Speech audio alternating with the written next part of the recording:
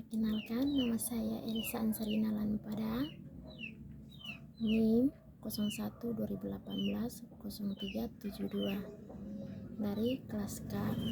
Tugas keterampilan bertanya. Selamat pagi anak-anak. Ya, puji Tuhan, apa kabar hari ini? Syukurlah kalau teman-teman hari ini masih dalam keadaan sehat walafiat. Ya. Sebelum kita memulai pelajaran kita pada pagi hari ini, satu orang pimpin kita dalam doa. Berdoa mulai. Amin. Baik, sebelum memulai pelajaran kita, Ibu mau absen. Ya. Novi, ya, Nita, Yuni, Budi, Risna, Fania, Ahir. Puji Tuhan semua hadir hari ini. Ya, oke adik-adik. Siapa yang tahu hari ini kita belajar tentang apa?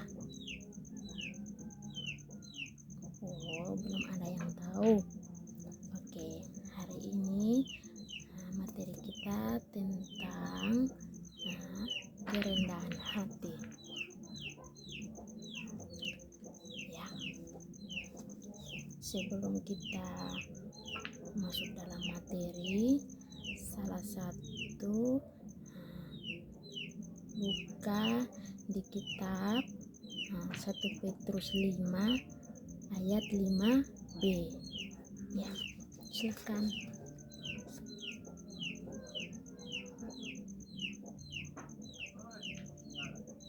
Baik, terima kasih Novi sudah membacakan ayat Alkitab. Ya.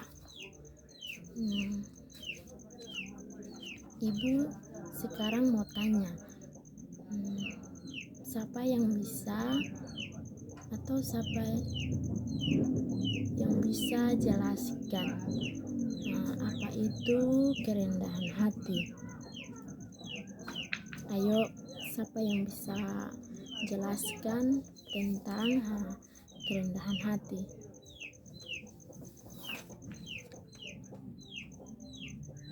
Baik, siapa lagi?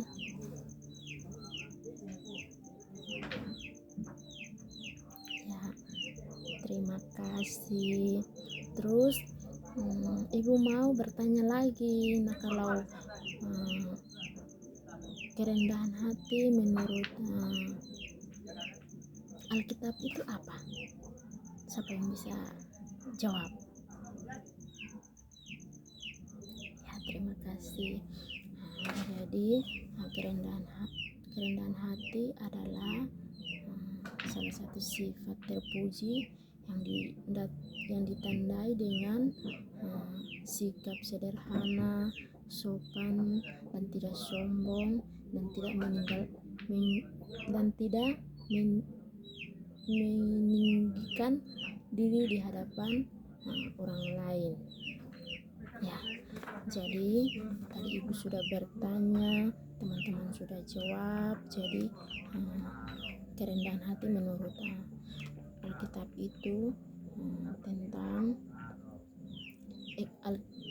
kerendahan hati menurut Alkitab itu ada banyak ayat Alkitab tentang kesabaran yang menyinggung masalah kesabaran. Nah, jadi kerendahan hati memiliki arti sebagai suatu kondisi di mana kita bisa memposisikan diri di dalam menghadapi suatu kondisi tertentu. Kita dituntut untuk menjadi seorang pribadi yang terbuka dan bijaksana sebelum memutuskan segala sesuatu. Ya, jadi ibu akan menjelaskan tentang kerendahan hati. Nah, di bab 8 ini membahas tentang kerendahan hati, ciri-ciri dan mengapa kerendahan hati penting bagi remaja. Nah, mempelajari kerendahan hati dapat bermotivasi peserta didik untuk sadar akan dirinya sebagai ciptaan Allah yang memiliki keterbatasan.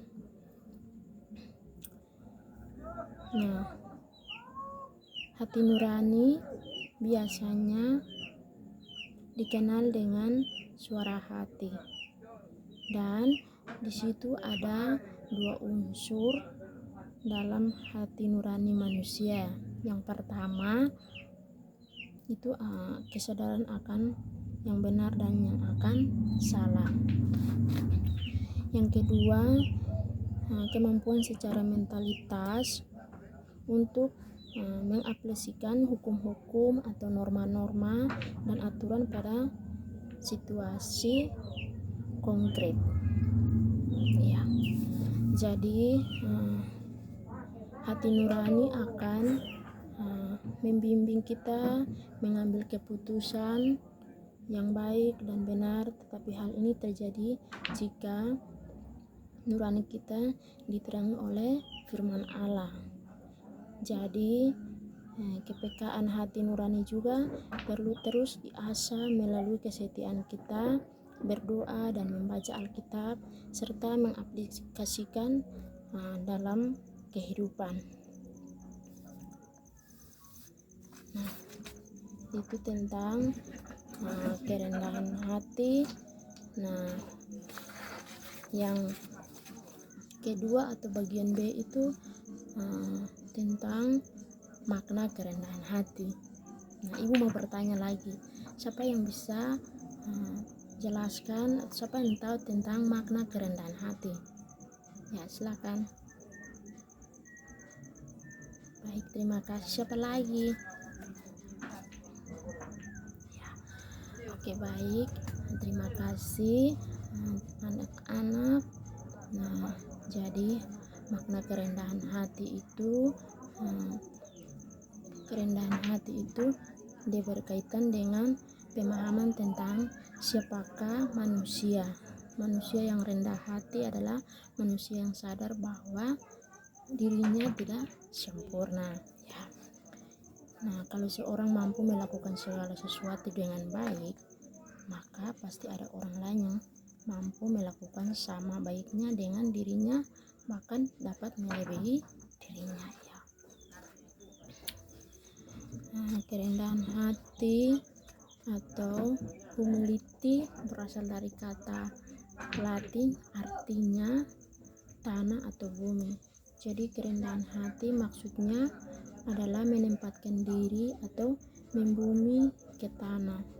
Secara khusus pada Kejadian 3 ayat 19 dikatakan, ingatlah bahwa kamu adalah debu dan kamu akan kembali menjadi debu. Ya, baik. Yang ketiga, bagian C itu tentang ciri-ciri.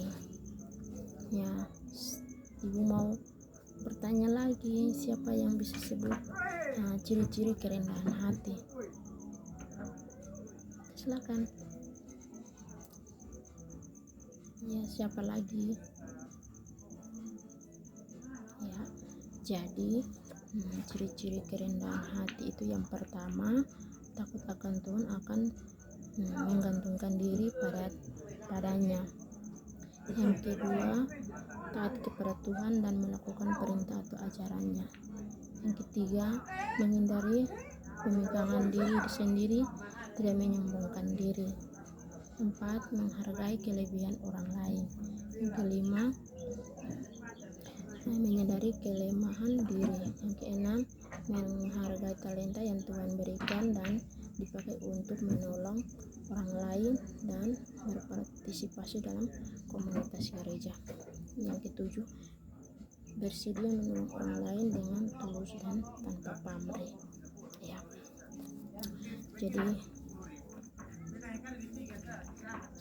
Ibu akan menjelaskan apakah rendah hati sama dengan rendah diri. Pasti berbeda toh? Ya, berbeda. Tentu saja berbeda, karena kerendahan hati adalah sikap yang dapat ditunjukkan melalui kesadaran bahwa manusia adalah makhluk fana yang penuh keterbatasan. Karena itu manusia tergantung sepenuhnya pada Allah. Ya, nah Yesus Kristus saja tidak hanya berbicara tentang rendah hati, tetapi ia mempraktikannya dalam hidup dan pelayanan. Berulang kali Yesus menegaskan bahwa orang yang rendah hati layak akan masuk ke dalam kerajaan surga. Ia juga mengancam murid-muridnya dan masih bertengkar tentang siapa yang terbesar di antara mereka. Yesus membasuh kaki murid-muridnya sebagai simbol atau tanda pelayanan dan kerendahan hati. Ia mengatakan, "Aku datang untuk melayani dan bukan untuk melayani." Ya, jadi Ibu sudah jelaskan, dan tadi Ibu juga sudah bertanya dan teman-teman sudah menjawab. Terima kasih. Materi kita pada pagi hari ini cukup sekian sampai di sini, dan kita akan melanjutkan ke minggu depan. Terima kasih.